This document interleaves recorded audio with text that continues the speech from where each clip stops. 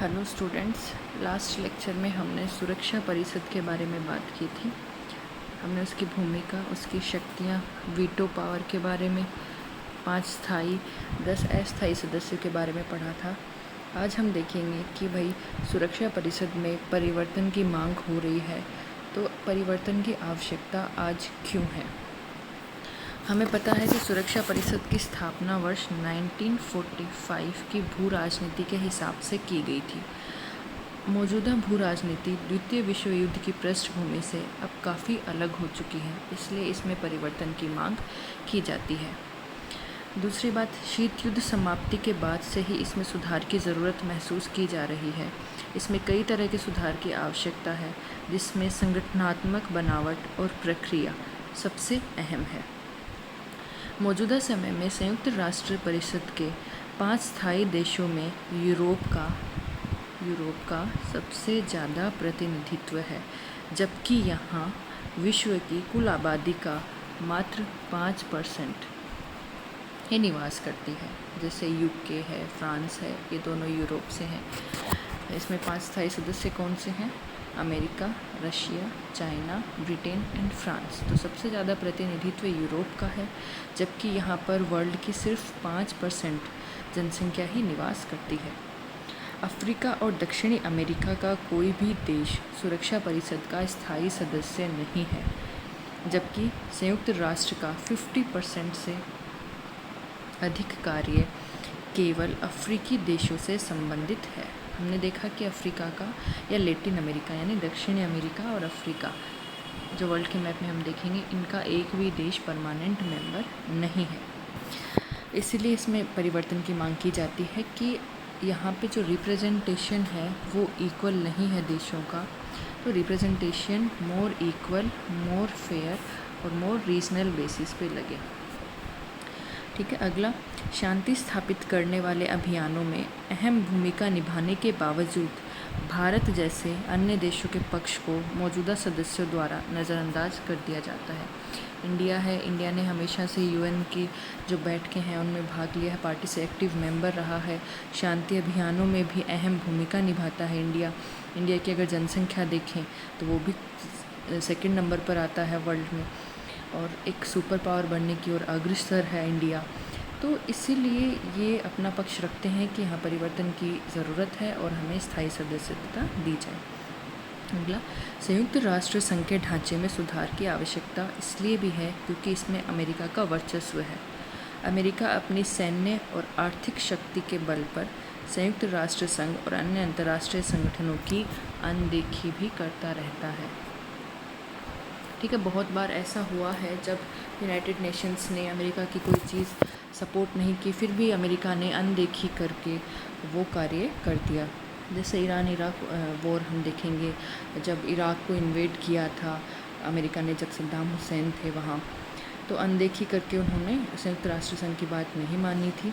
तो इसीलिए कि यूएसए का यहाँ पर वर्चस्व है, उसकी आर्थिक जो शक्ति है वो यहाँ ज़्यादा है, सैन्य शक्ति ज़्यादा है, तो इसलिए वो कई बार संयुक्त राष्ट्र संघ की अनदेखी कर देता है।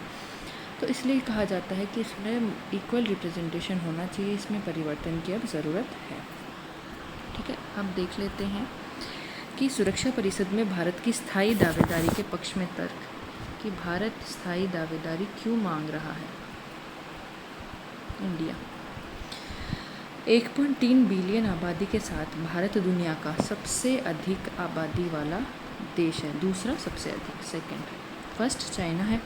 यहाँ विश्व की कुल जनसंख्या का करीब 1/5वां हिस्सा निवास करता है। भारत विश्व की उभरती हुई आर्थिक महाशक्ति है। वैश्विक स्तर पर भारत के बढ़ते आर्थिक कद ने भारत के दावों को और मजबूत किया है। मौजूदा समय में भारत विश्व की 6वीं सबसे बड़ी अर्थव्यवस्था है। इसके अलावा पीपीपी पर आधारित जीडीपी की दृष्टि से भारत विश्व की 3 सबसे बड़ी अर्थव्यवस्थाओं में शामिल होता है। भारत को अब विश्व व्यापार संगठन, ब्रिक्स और G20 जैसे आर्थिक संगठनों में सबसे प्रभावशाली देशों में गिना जाता है। भारत की विदेश नीति ऐतिहासिक रूप से विश्व शांति को बढ़ावा देने वाली रही है। भारत ने हमेशा से नो वॉर फर्स्ट पॉलिसी अपनाई है। किसी भी कंट्री पे हम पहले अटैक नहीं करेंगे, हम विश्व शांति को बढ़ावा देंगे। पंचशील के सिद्धांतों पर भारत चलता है। तो अगर भारत की जो विदेश नीति है वो विश्व में शांति को बढ़ावा देने वाली रही है, तो निश्चित रूप से भारत स्थायी सदस्यता की दावेदारी भारत के लिए बहुत मजबूत है। भारत संयुक्त राष्ट्र की सेना में सबसे अधिक सैनिक भेजने वाला देश है। तो इस कारण भारत की अपनी स्थायी दावेदारी की भारत मांग करता रहता है। अब देखते हैं कि और कौन से अन्य समूह हैं जिनकी दावेदारी है।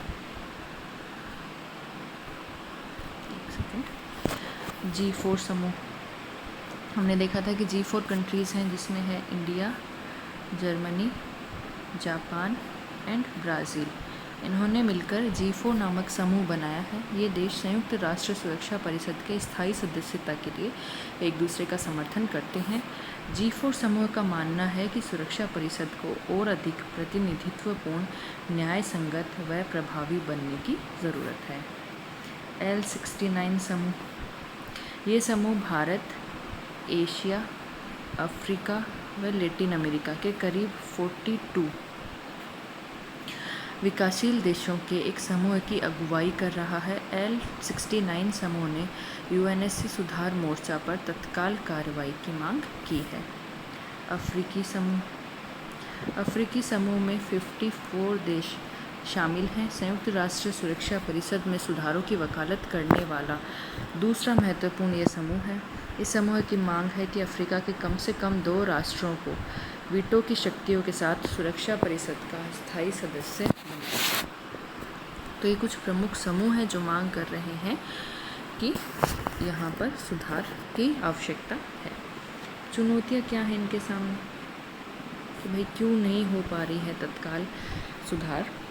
पहला, स्थायी सदस्य देश अपने वीटो पावर छोड़ने के लिए सहमत नहीं है, न ही वे इस अधिकार को किसी अन्य देश को देने पर सहमत हैं। भारत की सदस्यता के लिए चार्टर में संशोधन करना पड़ेगा।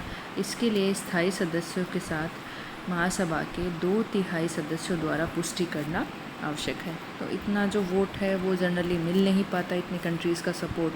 तो ये जो स्थायी सदस्यता के लिए जो चार्टर में संशोधन है, ये थोड़ा डिफ़िकल्ट प्रोसेस है, इसीलिए इतना इजीली हो नहीं पाता। इतनी कंट्रीज़ का सपोर्ट की 5 तो स्थायी सदस्य पहले तो वो सपोर्ट करें, साथ में 2/3 कंट्रीज़ जो वोट कर रही हैं महासभा की, वो 2/3 कंट्रीज़, तो इतना जनरली वोट नहीं मिल पाता। फिर है अमेरिका, जहां बहुपक्षवाद के खिलाफ है, तो वहीं रूस भी किसी तरह से सुधार के पक्ष में नहीं है। सुरक्षा परिषद में एशिया का एकमात्र प्रतिनिधि होने की मंशा रखने वाला चीन फ़िलहाल एशिया का ऐसा अकेला कंट्री है जो वहाँ का परमानेंट मेंबर है।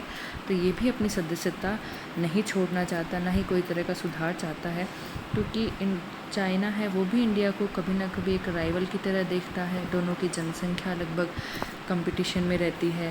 सुपर पावर्स दोनों एशिया के सुपर पावर बनने की होड़ में है, आर्थिक महाशक्ति बनने की होड़ में है। तो चाइना नहीं चाहता कि जो उसका कंपटीटर है इंडिया, वो भी एशिया को रिप्रेजेंट करे। फ़िलहाल चाइना अकेला एशिया को रिप्रेजेंट कर रहा है। फिर G4 में शामिल देशों के साथ भी विभिन्न मानकों पर भारत को कड़ी प्रतिस्पर्धा का सामना करना पड़ता है। G4 में और कंट्रीज़ है ना, जापान है, जर्मनी है, ब्राज़ील है, तो इनमें कई कंट्रीज़ ऐसे हैं जिनमें भारत को कंपटीशन का सामना करना पड़ेगा। जैसे मानव विकास सूचकांक दूसरी कंट्रीज़ का अच्छा है, लैंगिक अंतराल सूचकांक इत्यादि में भारत की रैंकिंग जर्मनी और जापान जैसे देशों से ख़राब है। हमने देखा है कि टेक्नोलॉजी के मामले में भी जापान अपने से एडवांस्ड है। तो ऐसा कुछ है कि भारत को तगड़ा कंपटीशन करना पड़ेगा स्थायी सदस्यता हासिल करने के लिए, और सदस्यता हासिल करना भी इतना ईजी नहीं है। तो ये कुछ चुनौतियां हैं। जो परमानेंट कंट्रीज़ हैं वो अपनी सदस्यता छोड़ना नहीं चाहते, ना ही वो वीटो पावर किसी और को देना चाहते हैं। तो ये प्रमुख चुनौतियां हैं। अब स्थायी सदस्यता प्राप्त करने के लाभ क्या क्या हैं। सुरक्षा परिषद संयुक्त राष्ट्र संघ की प्रमुख निर्णय लेने वाली डिसीजन मेकिंग बॉडी है। प्रतिबंध लगाने या अंतर्राष्ट्रीय न्यायालय के फैसले को लागू करने के लिए सुरक्षा परिषद के समर्थन की आवश्यकता होती है। स्थायी सीट भारत को वैश्विक भू राजनीति में अधिक मजबूती से अपनी बात रखने में सक्षम बनाएगी। स्थायी सदस्यता भारत को वीटो पावर दिलाएगी। सुरक्षा परिषद की स्थायी सदस्यता बाह्य सुरक्षा खतरों और भारत के खिलाफ राज्य प्रायोजित आतंकवाद के समाधान के लिए तंत्र को मजबूत करने में सहायक सिद्ध होगी। ठीक है, ये इसके लाभ हैं। निष्कर्ष क्या निकलता है कि भाई संयुक्त राष्ट्र सुरक्षा परिषद में भारत की अस्थायी सदस्यता निश्चित तौर पर स्थायी सदस्यता की दिशा में अग्रसर होने के लिए एक महत्वपूर्ण प्रयास होगा। स्थायी सदस्यता भारत को वैश्विक राजनीति के स्तर पर अमेरिका, ब्रिटेन, फ्रांस, चीन और रूस के समकक्ष लाकर खड़ा कर देगी। अतः संयुक्त राष्ट्र सुरक्षा परिषद में स्थायी सदस्यता के लिए भारत को और भी अधिक गंभीर प्रयास करने की आवश्यकता है। तो ये हमने देखा कि संयुक्त राष्ट्र सुरक्षा परिषद में परिवर्तन की जो मांग है वो क्यों है, भारत की स्थायी दावेदारी के पक्ष में क्या तर्क हैं, क्या चुनौतियां हैं, कौन कौन से समूह हैं जो मांग कर रहे हैं स्थायी दावेदारी की, और क्या लाभ हैं स्थायी दावेदारी के, और क्या इसका सब चीज़ों का निष्कर्ष। ठीक है, तो ये हमने सुरक्षा परिषद के बारे में बात की। अब हम एक बार संयुक्त राष्ट्र संघ के उद्देश्य ऑब्जेक्टिव्स देख लेते हैं। मैंने पहले भी बताया था लेकिन एक बार रिपीट कर लेते हैं कि 4 प्रमुख उद्देश्य हैं इसके। यूनाइटेड नेशंस के सामूहिक व्यवस्था द्वारा अंतर्राष्ट्रीय शांति व सुरक्षा कायम रखना व आक्रामक प्रवृत्तियों को नियंत्रण में रखना, अंतर्राष्ट्रीय विवादों का शांतिपूर्ण समाधान, ठीक है, समाधान करना, राष्ट्रों के आत्मनिर्णय और उपनिवेशवाद विघटन की प्रक्रिया को गति देना, सामाजिक, आर्थिक, सांस्कृतिक व मानवीय क्षेत्रों में अंतर्राष्ट्रीय सहयोग को प्रोत्साहित करना, और 2 और लक्ष्य हैं निरस्त्रीकरण व नई अंतर्राष्ट्रीय न्यू इकोनॉमिक वर्ल्ड ऑर्डर, नई अंतर्राष्ट्रीय आर्थिक व्यवस्था की स्थापना करना। तो अगर आपसे पूछा जाए संयुक्त 2 नंबर में अगर पूछा जाता है कि संयुक्त राष्ट्र संघ के क्या उद्देश्य हैं, तो ये आपको लिखना है। अब संयुक्त राष्ट्र के क्या प्रिंसिपल्स हैं, किन सिद्धांतों पर चलता है, बार वो रिपीट कर लेते हैं। चार्टर में धारा 2 में इसके मौलिक सिद्धांत बताए गए हैं। इसका प्रधान आधार है छोटे बड़े सब देशों की समानता और सर्वोच्च सत्ता का सिद्धांत, यानी सभी देश समान हैं। सारे देशों से ये आशा की जाती है कि चार्टर द्वारा उन पर लागू होने वाले दायित्वों का पालन करेंगे। सभी सदस्य झगड़ों का निपटारा शांतिपूर्ण समाधान से करेंगे। सभी संयुक्त राष्ट्र संघ के उद्देश्यों के प्रतिकूल कोई कार्य नहीं करेंगे। वे किसी देश की स्वतंत्रता का हनन करने की या फिर आक्रमण करने की ना तो धमकी देंगे, ना ही ऐसा कोई कार्य करेंगे। कोई भी देश चार्टर के प्रतिकूल काम करने वाले देश की सहायता नहीं करेगा। अगर कोई देश चार्टर के प्रतिकूल कार्य कर रहा है तो कोई दूसरा देश जो यूएन का मेंबर है वो उसकी सहायता नहीं करेगा। संयुक्त राष्ट्र संघ इसका सदस्य न बनने वाले राज्यों से भी अंतर्राष्ट्रीय शांति और सुरक्षा बनाए रखने वाले सिद्धांत का पालन कराएगा। संयुक्त राष्ट्र संघ किसी देश के घरेलू मामलों में हस्तक्षेप नहीं करेगा। ठीक है, तो ये इसके प्रमुख सिद्धांत हैं। संयुक्त राष्ट्र संघ का बजट। संयुक्त राष्ट्र संघ के घोषणा पत्र के अनुच्छेद 17 के अनुसार बजट पर विचार विमर्श करने व उसे अनुमोदित करने की जिम्मेदारी महासभा की है। जब हम महासभा पढ़ेंगे तब देखेंगे कि जो बजट है संयुक्त राष्ट्र संघ का उस पर विचार करने और उसको अनुमोदित करने की जिम्मेदारी किसकी है? महासभा यानी जनरल असेंबली की है। अनुच्छेद 17 के अनुसार संयुक्त राष्ट्र संघ के खर्चे का वहन सदस्य देशों द्वारा किया जाएगा। इस राशि का निर्धारण महासभा करती है।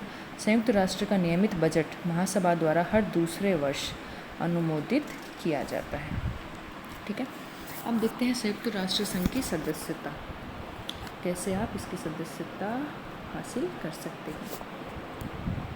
सदस्यता भाई संयुक्त राष्ट्र संघ के कुछ तो प्रारंभिक सदस्य हैं जिन्होंने 1 जनवरी 1942 को संयुक्त राष्ट्र संघ के घोषणा पत्र पर हस्ताक्षर किए थे।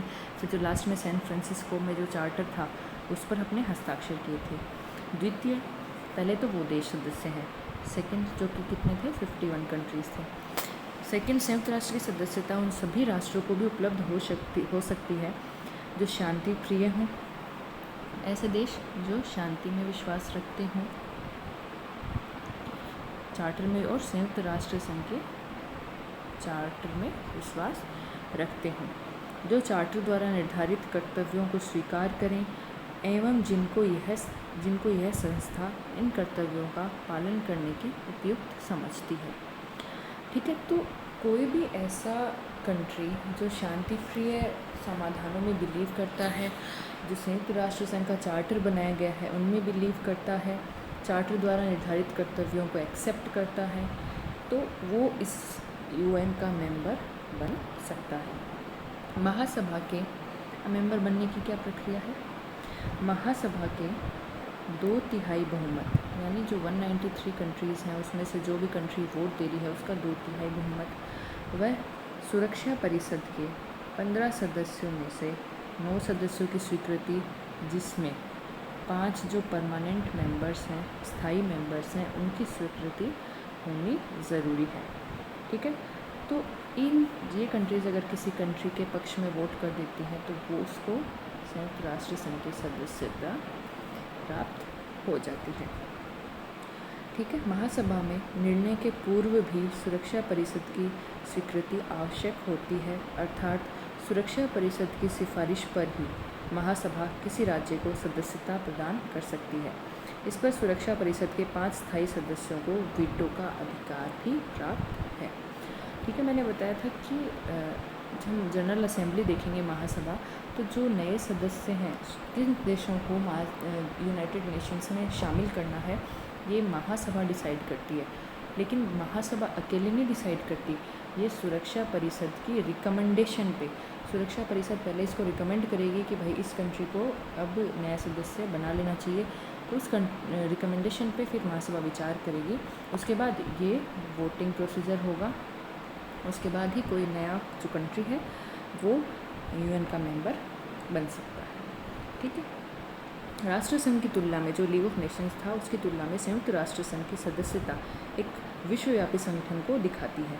जहां 1934 में राष्ट्र संघ के सदस्यों की संख्या 60 थी, वहां आज यूएन के सदस्यों की संख्या 193 पहुंच गई है।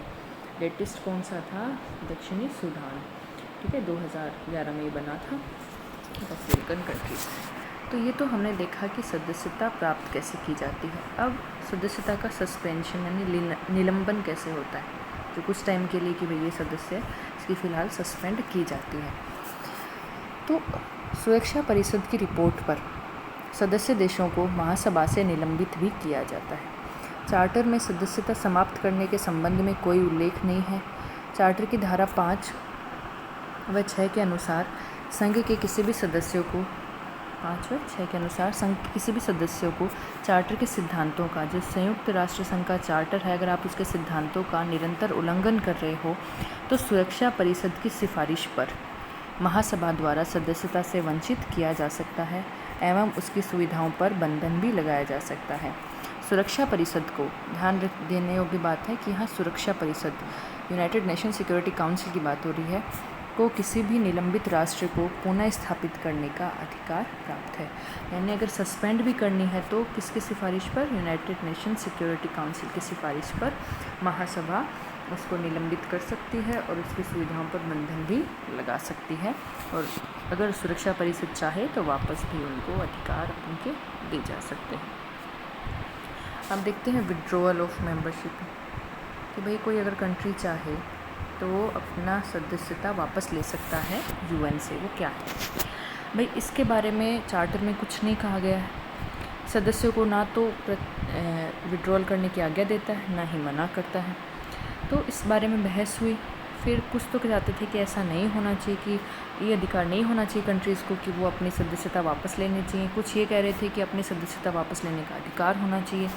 तो अंत में निश्चित ये किया गया कि इस विषय में कोई व्यक्त प्रावधान न रखे जाएं, जिसके अनुसार कोई अगर इमरजेंसी सिचुएशंस होती हैं, कोई विशेष परिस्थिति होती है, तो सदस्य देश अपनी सदस्यता वापस ले सकते हैं, यानी यूएन की मेंबरशिप छोड़ सकते हैं।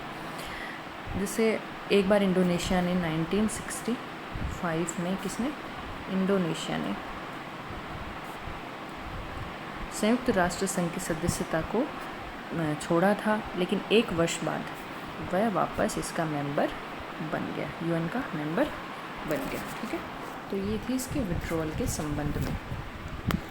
अब सदस्यों का निष्कासन, यानी सदस्यों को अगर निकाला जाए, भाई कोई अगर कुछ कर रहा है, क्या ऐसे प्रोविज़न है कि यूएन से इसकी सदस्यता बर्खास्त कर दी जाए। चार्टर के अनुच्छेद 6 में कहा गया है कि कोई सदस्य देश है वो जानबूझकर और लगातार जो यूएन का चार्टर है, यानी चार्टर मतलब जहाँ पर उसके प्रिंसिपल्स लिखे हैं, उसके सिद्धांत लिखे हुए हैं, उसमें जो वर्णित सिद्धांत हैं उन चार्टर का लगातार उल्लंघन करता है तो उसे सुरक्षा परिषद के सुझाव पर ही, यानी हर चीज़ में आपको ये ध्यान रखना है, महासभा कुछ अकेले नहीं करती। यूएन के जो मैंने 6 ऑर्गन्स बताए थे उसमें क्या था, एक तो था महासभा, एक था सुरक्षा परिषद जिसकी हमने बात कर ली है। तो काम सारे महासभा कर रही है, लेकिन महासभा बिना सुरक्षा परिषद की रिकमेंडेशन पे कोई काम नहीं करेगी। यानी कोई सदस्य देश है जानबूझकर सिद्धांतों का उल्लंघन करता है तो उसे सुरक्षा परिषद के सुझाव पर महासभा द्वारा यूएन से बर्खास्त किया जा सकता है। ठीक है, चूँकि अब ये सदस्यों का एक्सपल्शन एक बहुत इम्पोर्टेंट क्वेश्चन है, भाई छोटी बात तो है नहीं किसी मेंबर को हटाना। तो इसके लिए क्या होता है, एक बार समझ लेते हैं वापस कि यूएन की तो मेंबरशिप, ठीक है, कोई कंट्री है, करती कौन है बर्खास्त, महासभा, लेकिन किसके सुझाव पर, सुरक्षा परिषद के सुझाव पर। ठीक है, अब एक ये महत्वपूर्ण क्वेश्चन है, इसके लिए सुरक्षा परिषद के 9 सदस्यों की सकारात्मक बहुमत, यानी 15 में से 9 वोट प्लस इसमें 5 कौन से होने चाहिए, परमानेंट मेंबर्स हैं जिनकी भी सहमति शामिल होनी चाहिए, प्लस महासभा के 2/3। ठीक है, अब नए सदस्यों को शामिल करना है तब भी यही वोटिंग प्रोसीजर है, और अगर निकालना है उनको तो भी यही वोटिंग प्रोसीजर है। यानी अगर कोई भी इम्पोर्टेंट क्वेश्चन होता है यूएन में तो उसका वोटिंग प्रोसीजर ये रहता है। ठीक है, अब ऐसे कौन से कंट्रीज़ हैं जो कई बार पूछ लिया जाता है, ताइवान, वेटिकन सिटी, ये 2 संप्रभु राष्ट्र हैं, फिर भी ये यूनाइटेड नेशंस के मेंबर नहीं बने। ठीक है, ताइवान तो इसलिए नहीं बना कि देखो 1971 में चाइना में गृह युद्ध, आपने पढ़ा होगा हिस्ट्री में, गृह युद्ध छिड़ गया था, तो पहले पीपल्स रिपब्लिक ऑफ चाइना था जिसको ताइवान के नाम से जाने लगा, फिर साम्यवादी चीन बना, जो गृह युद्ध छिड़ा उसमें माओ के नेतृत्व में साम्यवादी चीन की स्थापना हुई, फिर उसके बाद साम्यवादी सरकार वहाँ पर बन गई, लेकिन अमेरिका की वजह से संयुक्त राष्ट्र संघ ने 1971 तक, यानी गृह युद्ध छिड़ा था 1949 में, लेकिन 1971 तक अमेरिका में यूएन में अमेरिका का दबदबा था, तो साम्यवादी चीन था उसको यूएन में शामिल नहीं किया। वो ताइवान की जो सरकार थी उसी को यूएन का प्रतिनिधित्व मानते रहे चाइना का। ठीक है, तो उसके बाद लेकिन 1971 के बाद में फिर साम्यवादी चीन को स्वीकार कर लिया गया चाइना के रिप्रेजेंटेटिव के तौर पर। यानी चाइना में अब 2 सरकारें थी, एक तो साम्यवादी चीन था, एक ताइवान की सरकार थी। ठीक है, तो इन्होंने क्या किया, अब साम्यवादी चीन को शामिल कर लिया यूएन में, तो ताइवान की जो मेंबरशिप थी वो चली गई। ताइवान को ये कहा गया कि भाई आप ताइवान के नाम से आज एक संप्रभु देश हो, तो ताइवान के नाम से आप यूएन में शामिल हो सकते हो, लेकिन ताइवान ने मना कर दिया, क्योंकि इन साम्यवादी चीन है और ताइवान है, दोनों की वन चाइना पॉलिसी थी कि भाई चाइना है वो हम रिप्रेजेंट कर रहे हैं। साम्यवादी चीन कहता था कि चाइना को हम रिप्रेजेंट कर रहे हैं, तो ताइवान की सरकार थी वो कहती थी चाइना को हम रिप्रेजेंट कर रहे हैं।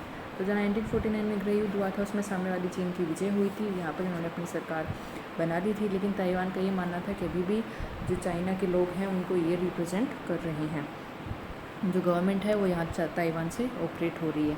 तो इसलिए इन्होंने ताइवान के नाम से शामिल होना के लिए मना कर दिया यूएन में। इन्होंने कहा हम चाइना को रिप्रेजेंट कर रहे हैं, तो हम चाइना की सरकार के नाम से शामिल होंगे, लेकिन 1971 में साम्यवादी सरकार को यूएन में शामिल कर लिया गया। तो हिस्ट्री में एक इम्पोर्टेंट पॉइंट है चाइना की सिविल वार जो आपको पता होनी चाहिए। ठीक है, इसलिए ताइवान इसका जो मेंबर है वो नहीं बन पाया वन चाइना पॉलिसी के कारण। उन्होंने कहा चाइना को हम रिप्रेजेंट करेंगे, हम ताइवान के नाम से शामिल नहीं होंगे। और फिर वेटिकन सिटी है, इन्होंने भी संयुक्त राष्ट्र संघ की सदस्यता नहीं ली। अगर पूछा जाए तो आप इन 2 कंट्रीज़ का नाम मेंशन कर सकते हैं। ठीक है, तो हमने देख लिया सुरक्षा परिषद और संयुक्त राष्ट्र संघ की, हमने सिद्धांत देख लिए, उद्देश्य देख लिए, उनकी सदस्यता कैसे ग्रहण की जा सकती है, कैसे सस्पेंड की जा सकती है, कैसे कोई कंट्रीज़ अपनी सदस्यता वापस ले सकते हैं, कैसे एक्सपेल किया जाता है मेंबर्स को, कौन कौन से सदस्य देश इसके यूएनओ के मेंबर नहीं हैं। तो अगले में हम देखेंगे जनरल असेंबली यानी महासभा के बारे में बात करेंगे अगले लेक्चर में।